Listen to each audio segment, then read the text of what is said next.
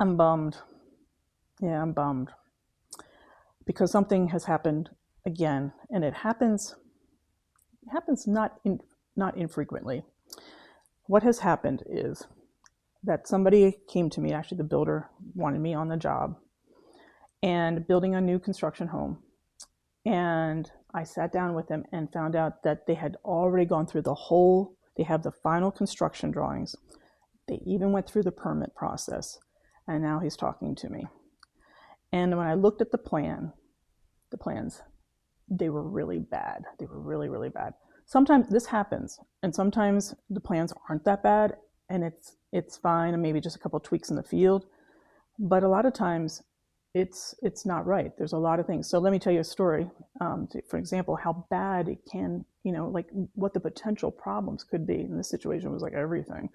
But like I remember years ago, architect, local draftsman actually, referred me to a potential homeowner. I don't know, I might even have told this story before, and sent me the drawings. And I was set to set up an interview with that homeowner to sit down with them and to review the drawings. And so I was making the appointment, and the husband says to me on the phone, look over the drawings, and when we meet with you, just let us know if there's anything wrong, anything you could see that would be a problem with the plans.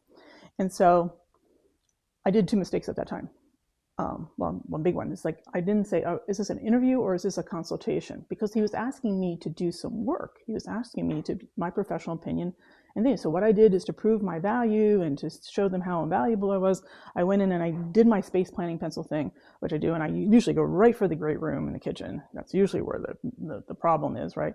I go in and I sit down and tell them, that the reality is your great room is 2 feet too narrow. You need 2 more feet because the back of your sofa, you can't walk through it without, if somebody's sitting at the counter stools at the island, they can't get through for any normal furniture arrangement in the great room, which was a floating arrangement, which is very common.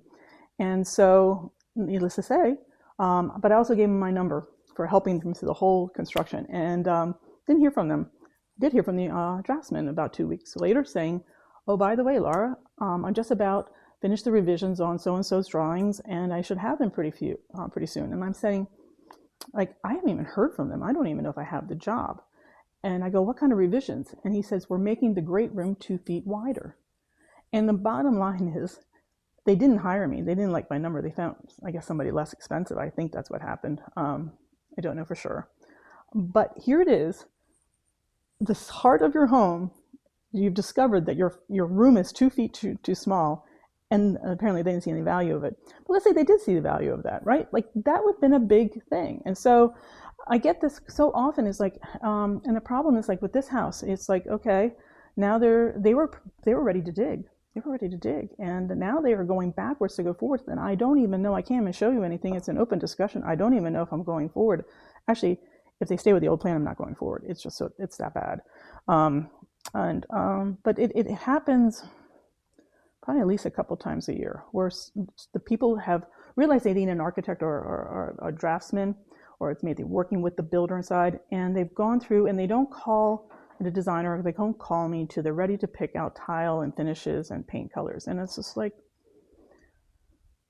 and if there's some serious problem, it's like, with the plan, and now we're fighting furniture arrangements, and the kitchen is not really working really well. It's like, really need to call us at the preliminary. When you have a preliminary, that is the perfect time to hire a professional interior designer. When I say professional interior design, somebody who actually has, whether they've gone to school for the education or they've learned it in the field, but they have to be able to space plan. They have to be able to do plans, elevations, and concepts and that sort of thing. And not everybody can do that. So first thing you got to do is like, what kind of interior designer are you talking to? We don't all do the things. We don't like sell it all the whole things, but that value of getting us early, so that now, and it's happened again this, like what people thought they were going to start the construction period is now delayed. If they go backwards to go forward, the whole process delayed by a couple months at least, and that can be really disappointing and be problematic depending on what's going on in the homeowners or the client's life. So it's a little bummed. I don't know what the result is. Still waiting for an answer back from the the draftsman to see how fast he could actually do this and how much it would cost to do this and all that sort of thing. And I'm on hold. I'm on hold, waiting to find out where we're going with this. But yeah, if you are planning on investing on new construction and you are in charge of your architectural plan, in other words, it's not given to you, but you are creating it specifically for you, you might want to have an interior designer do a look over. All right, see you next time. I hope to be in a better mood. Okay.